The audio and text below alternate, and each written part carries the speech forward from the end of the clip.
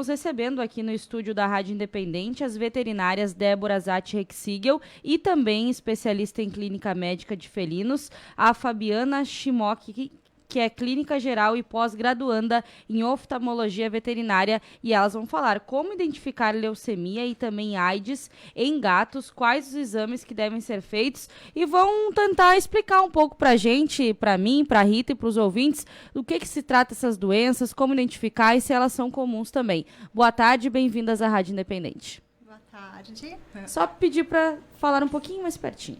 Primeiramente, gostaria de agradecer, o convite de estar aqui falando sobre um assunto tão importante. Boa tarde, ouvintes. Muito obrigada novamente por intermédio da Joana.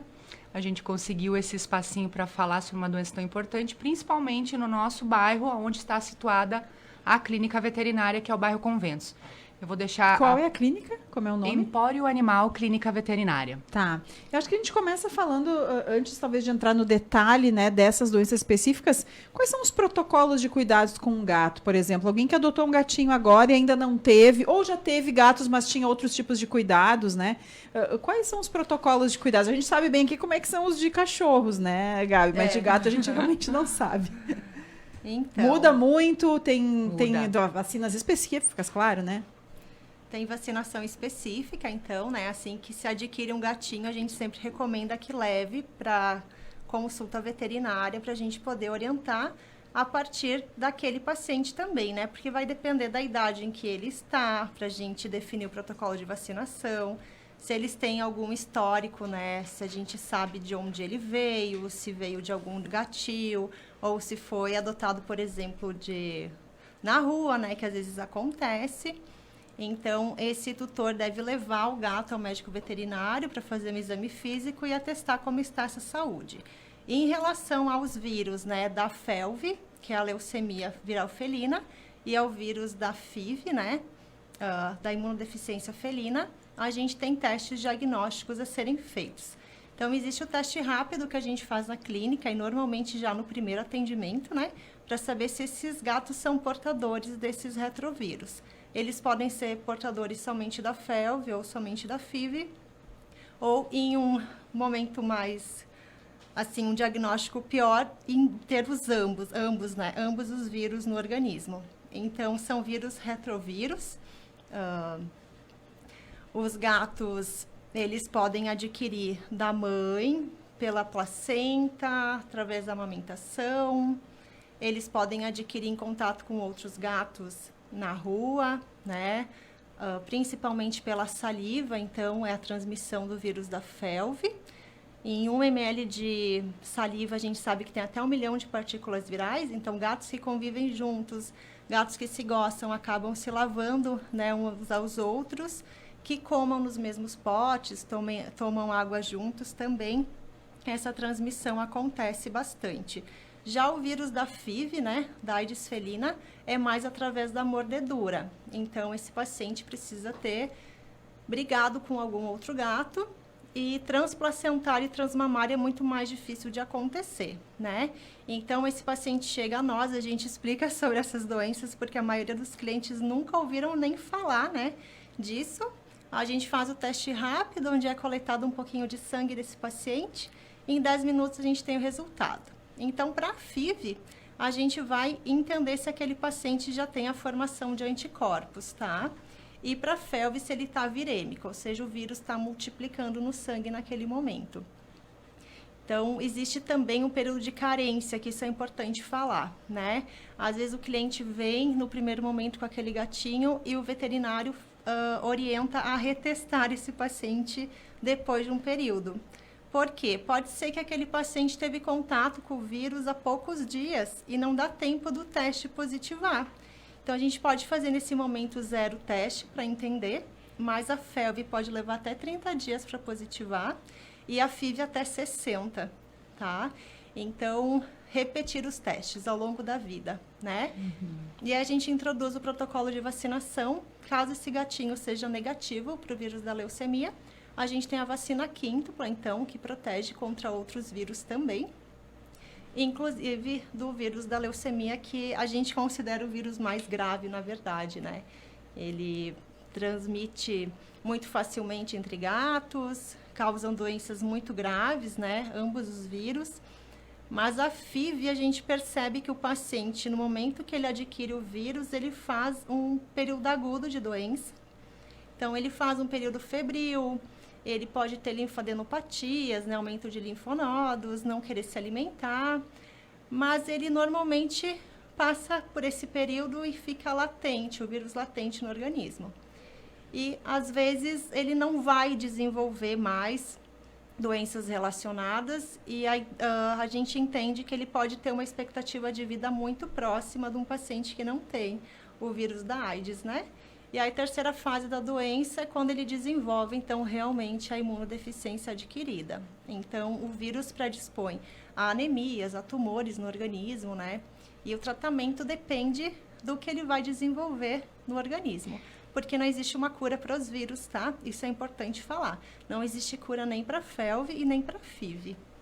Esse diagnóstico que você fala tem um teste rápido, né? Exato. Mas todos os gatos que chegam até vocês, é feito esse teste já por precaução? Ou vocês identificam algum sintoma nesse paciente, nesse gatinho, e aí submetem ao teste?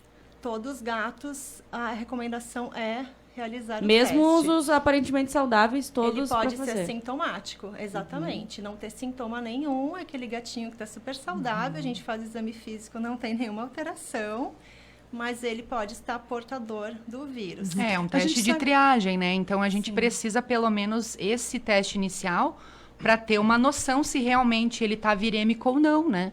Porque, de repente, ele pode não estar virêmico nesse teste. E aí, a gente vai ter que fazer um novo teste daqui a um tempinho, né? Se ele estiver, digamos, totalmente saudável, né? Fez os testes, refez, deu tudo certo, ele não tem nenhum tipo de problema. Alguma vacina protege ele dessas duas doenças? Ou não necessariamente a vacina vai proteger contra essas mais graves, assim? A prevenção que a gente tem em vacina entre essas duas retroviroses é para FeLV, né? Pra Então, a gente tem a FeLV. vacina quíntupla, mas assim, nenhuma vacina é 100% de proteção. Então, a orientação segue sendo, mesmo esse paciente negativo, depois do protocolo de vacinação, não conviver com gato positivo. Porque o positivo para FeLV, o que significa? Aquele gato está virêmico no teste rápido, né? E a gente também tem o teste de PCR, que daí identifica o vírus incubado no organismo, né? Então, quando ele está virêmico positivo no teste rápido, ele está transmitindo. Tá? Então, é normalmente a fase progressiva da doença. Na fase regressiva, o teste rápido pode dar negativo e a gente faz uma contraprova a partir de PCR, de DNA, daí no laboratório. E aí pode ser que esse vírus foi incubado já no DNA desse gato e está lá latente. Em algum momento de imunossupressão, ele pode voltar a se multiplicar, se tornar virêmico, ou seja, está multiplicando no sangue e, consequentemente, está sendo eliminado, principalmente na saliva. Outras secreções corporais também, tá? Mas principalmente pela saliva. É importante também saber que quanto mais esse gato se expõe ao vírus, ele está suscetível a adquirir a doença, então. Mesmo vacinado, a recomendação sempre vai ser ambiente interno e não convivência com outros animais da mesma espécie, né? Que seriam os gatos. Antes a Débora falou que, às vezes, algumas pessoas que chegam... A maioria das pessoas que chegam até vocês nunca ouviram falar nessas doenças. E qual é os números que vocês trazem? Ou tem bastante casos de gatinhos com essas doenças identificadas? Ou são doenças mais raras? Qual o diagnóstico que se faz através da realidade que vocês têm lá na clínica? Exato. Então, no nosso caso, né, eu vou falar sobre mim agora, a Débora também tem os dados dela. Sobre mim, o que eu tenho atendido recentemente na clínica, eu vou dar um exemplo da semana anterior. Tá? 5 gatos que eu atendi, 4 gatos eram positivos. E já apresentavam sinais mais avançados da doença, né? Então, os mais avançados que eu tenho pego, né, que eu tenho visualizado, são a taquipneia, a dispneia, o desconforto para respirar, inspiração forçada. E, geralmente, esses gatos já estavam com neoplasias, com tumores, com linfoma, né, no mediastino, no tórax. E o que mais aparece são gatos que vêm com relato de apatia, prostração, muitas vezes vômito, sintomas relacionados ao trato gastrointestinal, como diarreia, febre, hipertermia, geralmente 39,5, 40 graus. Então, são todos sintomas muito inespecíficos. A gente não tem uma base do que pode, quais todos os sintomas que pode apresentar, mas dos meus casos realmente foram esses. Precisa investigar. Precisa investigar.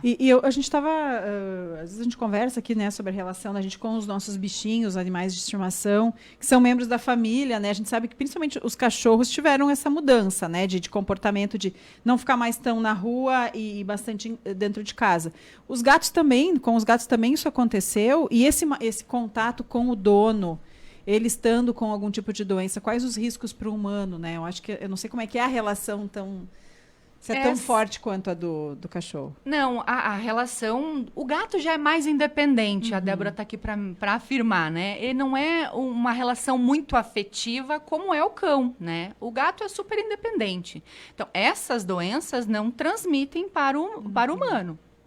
Não traz nenhum tipo de... Não traz nenhuma complicação com relação Mesmo a se tiver esses uma convivência vírus. mais próxima Não. ali dentro de casa. É Nenhuma. espécie específica, né? A sim. transmissão é entre gatos.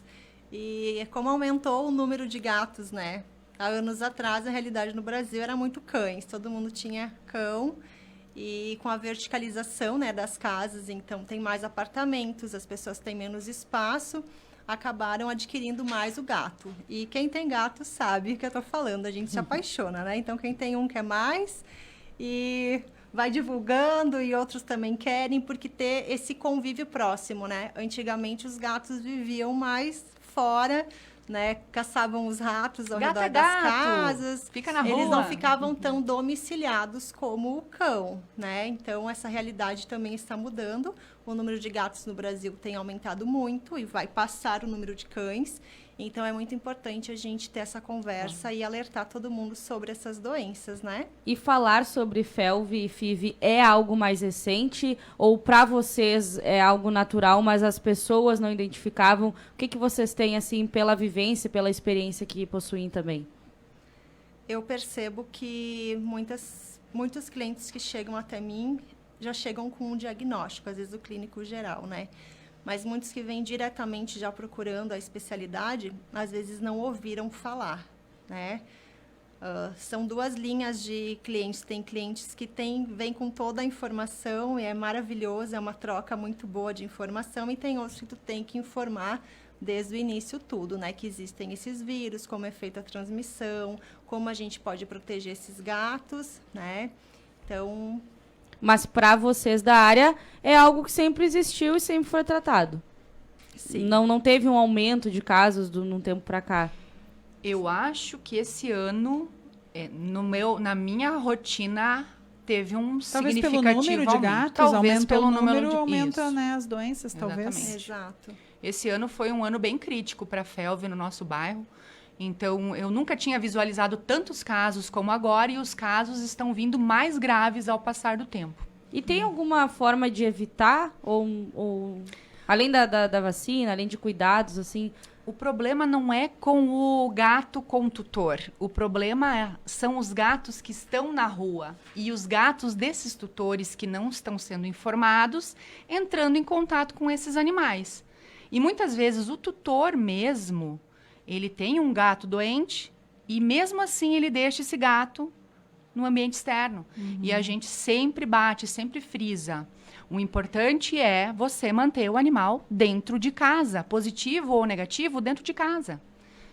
É que assim, a partir do momento que a gente conhece o status retroviral desse paciente, a gente consegue orientar de uma forma melhor. Mas manter o gato domiciliado, né? A gente tem muitos gatos em bairros, principalmente conventos, eu acompanho bastante, que eles podem dar a voltinha, podem sair de noite e voltar a hora que quiser. Exato. Então, os gatos mais positivos que a gente pega são gatos machos, principalmente não castrados, que têm acesso livre à rua. Então, por não ser castrado, eles saem atrás de fêmeas no cio, né? O instinto da reprodução, acabam brigando com outros gatos, então a mordedura tem a transmissão da FIV, né? E alguns gatos que eles até se dão melhor com outros, eles acabam adquirindo a FeLV pelo contato próximo e íntimo, né?